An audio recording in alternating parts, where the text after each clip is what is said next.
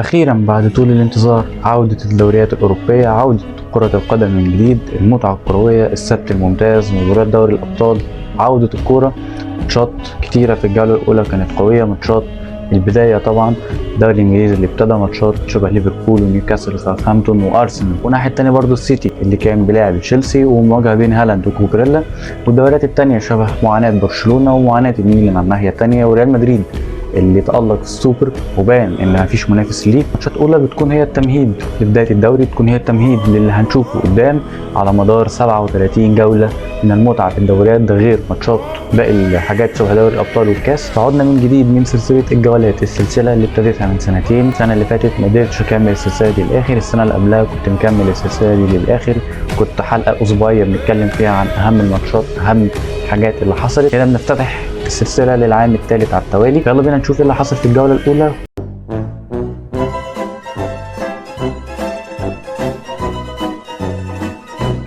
طيب سريعا نبتدي بالماتش الاول، وهو كان ماتش بين يونايتد وفولهام. ماتش اللي انتهى بفوز اليونايتد بهدف مقابل لا شيء عن طريق اللاعب الجديد زيركي باسيست من جرناتشو. الماتش اللي كان تكتيكيا لمانشستر يونايتد افضل بكتير قبل كده، بان ان في بعض الحاجات، الصفقات الكتيره الجديده اللي عملوها، دي ليخت ونصير مزراوي اللي ابتدى الماتش ولعب على طول، في شويه حاجات كويسه. كازيميرو بيسقط تحت، ماجواير اللي عارف يعني ماتش اول كان كويس ليه، راشفورد كان بيلعب كويس، ديجو دالو، نصير مزراوي عمل ماتش كبير كاول مباراه ليه.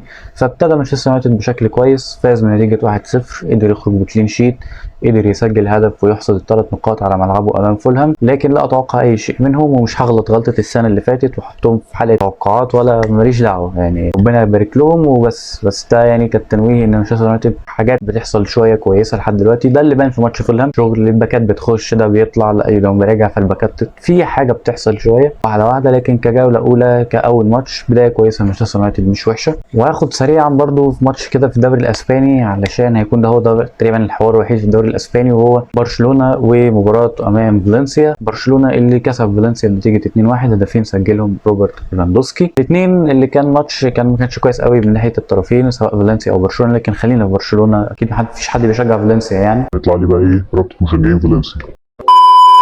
برشلونه اللي بان ان هو في الادوار الدفاعيه يعني ملط، يعني كور كتير في الحالات الدفاعيه والمرتده كمان. بنشوف يامال ما بيرجعش، رافينيا مش بيرجع، بنشوف خط النص برضه اللي ساعات مش بيرجع، ففي مشاكل. يعني اغلب الكور بتلاقي هم الاربع باكات واقفين وبس، كوندي وبالدي بتلاقيهم قاعدين بيلطموا، عمالين يشاوروا رجعوا رجعوا رجعوا رجعوا. الادوار الدفاعيه مش قد كده، على عكس الادوار الهجوميه. الادوار الهجوميه كانت كويسه جدا، سواء برضو منهم رافينيا ولامين يامال او بالدي وكوندي. برضو كماتش اول مع هانز فليك، واللي تم طرد مساعده او تم يعني ايا كان رحيل ثياجو الكانتارا المساعد بتاعه اللي ما كملش معاه تقريبا شهر ونص. تير شتيجن اللي بادي البدايه مش لطيفه، حتى ماتشات البري سيزون بادي البدايه مش لطيفه. هيبان على مدار الموسم ايه اللي هيحصل، هيبان تير شتيجن هيفوق ولا تير شتيجن هيفضل كده، هيبان برضو قدام. لكن بدايه مش مبشره قوي لبرشلونه. وريال مدريد اللي بان في ماتش السوبر بتاعه امام اتلانتا، يعني بان عمل ايه. يعني هو التعليق الوحيد ان انا كنت حاسس شويه نص الملعب بتاع الفريقين كان فاضي، الفريقين كان اغلب لعبهم على الطرف سواء ريال مدريد او اتلانتا. الهجوم بتاعهم والتركز بتاعهم على الطرف، حتى فالفيردي كان بيروح على الطرف، بلينجهام كان بيروح على الطرف، تركيز الفريقين كان بيروح على الطرف. برضو ريال مدريد انتصر بهدف من فالفيردي وهدف اخر سجله كيليان امبابي عشان تبتدي البدايه للميرينجي هذا الموسم. ماتش كويس جدا.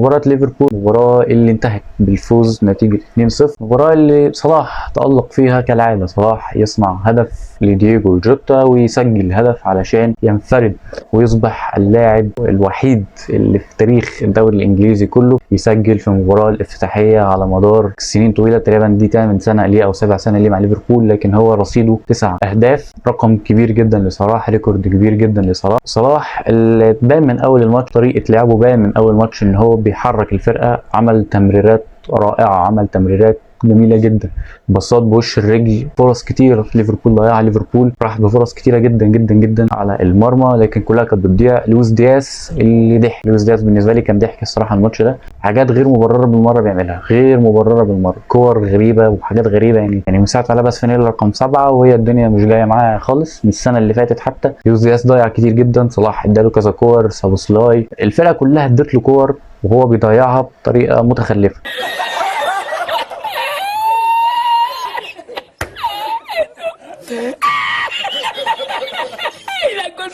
لكن عشان ليفربول يقدر يسجل بهدف دييجو جوتا وهدف صلاح، ليفربول شكلها كان كويس، ليفربول كانت مستحوذه على اللعب، راحت بفرص كتيره جدا، مساحات كانت مفتوحه، سابوسلاي وماك اليستر دورهم الدفاعي والهجومي كان ممتاز، ليفربول يبان بشكل مبدئي كويس، شكل كويس لبدايه موسم طويل، لبدايه لمنافسه على اللقب مع المدرب الجديد. وعلى الجانب الثاني تقريبا نفس الكلام، هو الارسنال اللي يستطيع الفوز باسيست وهدف من ساكا، اسيست يعمله لكاي هافرتس عشان رأسية تسكن الشباك، وبعدها جون ار2 من بره جميله، مش ار2 قوي بس جون من قرب ال 18 او جوه 18 بشويه، ساكا يشوطها عشان يسجل الهدف الثاني ويضمن الفوز الارسنال في مباراه وولز. مباراه الوولز راح كام كوره كويسين كده، لكن رايا اللي كان بالمرصاد كان متالق الحقيقه، رايا في كذا كوره شال كورتين او ثلاثه كانوا خطيره جدا على المرمى. وهو ده ارسنال يجيب الحارس يقعد معاه سنتين ويركن، يقعد معاه سنتين ويركن، يعني جاب لينو سنتين وركن، جاب رامزديل سنتين وركن، دلوقتي رايا قعد سنه ودي السنه الثانيه وبعدها هيركن. هتشوفوا كلامي ده بعد السنه الجايه وهتقولوا انا كان عندي حق.